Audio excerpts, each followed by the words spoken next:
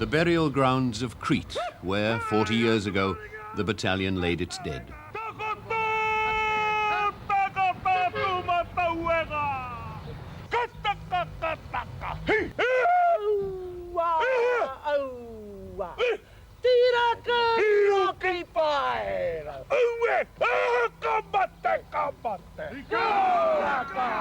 The Maori contrast again.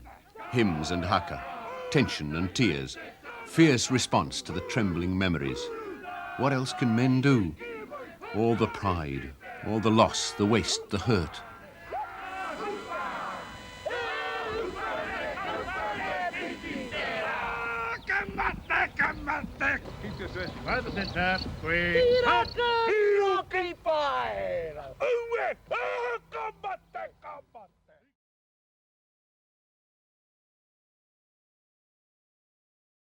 Good evening. My name is Michael Havas and I'm speaking to you from Prague in the Czech Republic. Regretful that I cannot be with you in person tonight because this is a very special occasion and I'm honored to have been invited to your 80th commemoration of the Battle of Crete by Yanis Yanakakis, Deputy Mayor of Chania. And I would also like to thank Vicky Arvelaki for including this film in the program. Vicky was our co-producer when we made the third film of my trilogy in 2016, Beyond the Battalion. Sons of Uenga is the second film. The first film was made in 1975 and is called Once Upon an Island and is devoted entirely to Crete. The strange, absurd situation where Germans, Maoris, New Zealanders, Australians, Brits, and Cretans met in this cradle of civilization and encountered heroism and then later brutality. I would also like to thank Nikos Apostolakis, who was my close friend who helped me make the first film. I don't know if he's in the audience tonight, but it would be nice to say hello, Nikos. In 1977, the Maori battalion, or the survivors of the Maori battalion, finally got their act together, as we say, and because they had never been given financial support for this, but they needed to come back to the battlefields and mainly the cemeteries to put their fallen warrior comrades to rest. Part of the Maori ritual involves the elderly Maori women in the tribe because it is the women who mediate between the living and the dead.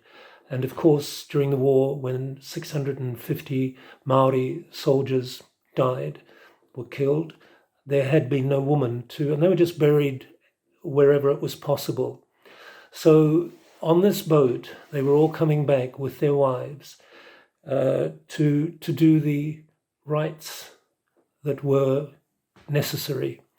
Now, I had made the first film, Once Upon an Island, and had got in touch quite by accident or through some friends with Ned Nathan.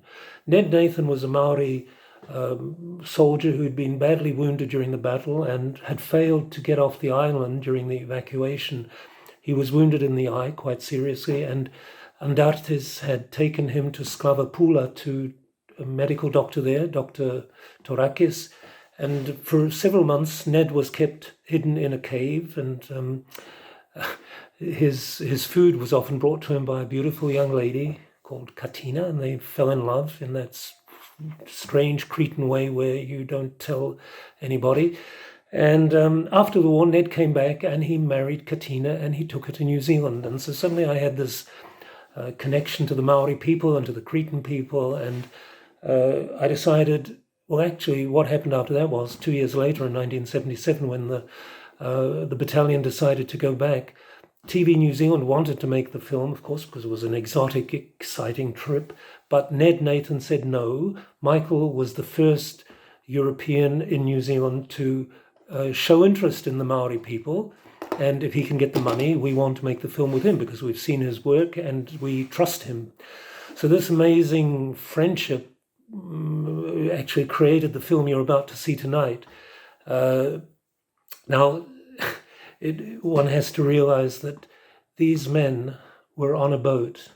We spent 2 months touring the Mediterranean. We went to places like Greece, Thermopylae. We went to Crete, El Alamein in Egypt, Tobago Gap in Tunis, Monte Cassino in Italy. And on the boat, for the first time in their lives, these men started to talk about the war. They'd all come back as, with a post-traumatic syndrome, and they had never talked about what had happened. And of course, in my first film, the commander of the 20th Battalion said when there was a night attack with the bayonet, there were sights and sounds and things that were so terrible, it's better not to remember them. Many of the wives, their husbands would wake up in the middle of the night screaming, and the wives had no idea what had happened.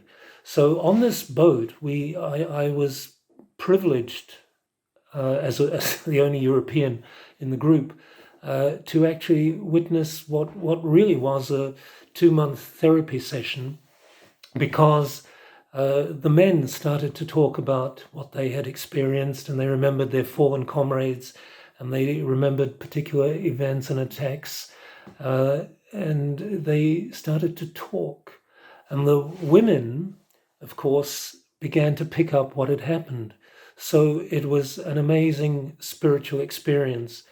For many years, because in the 70s there wasn't a Maori filmmaker, and there were actually only a handful of freelance filmmakers like myself in New Zealand at the time, I felt, in a strange way, slightly guilty that I had filmed this spiritual moment, because today the film that you're about to see is considered to be part of Maori treasures. It's Maori. It's their silverware, and it's their heritage. And of course, they've got their famous warriors in this film. So when they see the film, they're not looking at a film, but they're looking at a genealogy. They're looking at a very, very special report from one of the most important moments in their culture.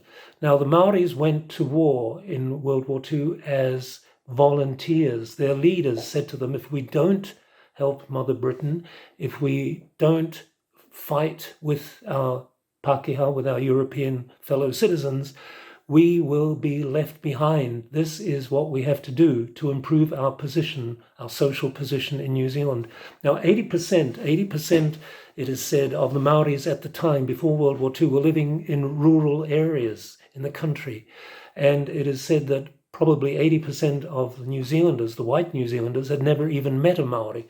So World War II was a catalyst which brought them together. They fought together, they died together, they helped each other, they probably experienced the most intimate moments of human existence in the trenches. And the sad thing is that when they came back to New Zealand, the Maori people found that they were back to square one, that nothing had changed. They'd come back to the same country that they had left.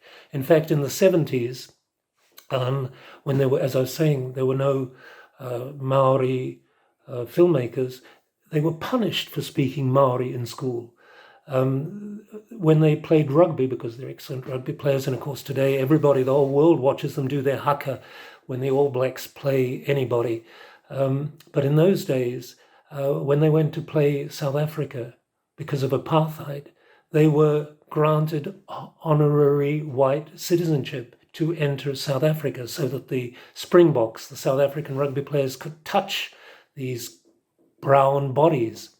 So we, as students, we were the anti-Vietnam generation. We protested against what we considered to be a humiliation of the Maori people.